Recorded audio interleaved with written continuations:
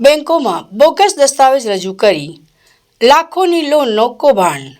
Wanted 2 ભાઈઓને crime બ્રાન્ચે ઝડપી પાડ્યા. વિવિધ બેંક અને નાણાં ધીરતી સંસ્થા સમક્ષ ડુપ્લિકેટ દસ્તાવેજો રજૂ કરી ₹50 લાખ અને 1.97 કરોડની લોન મેળવી લેવાના બનાવ અંગે અકોટા પોલીસ તેમજ ગોરવા પોલીસ સ્ટેશનમાં 2 ગુના નોંધાયા હતા, જેમાં સંડોવાયેલા 2 આરોપી લાંબા સમયથી મળતા ન હતા.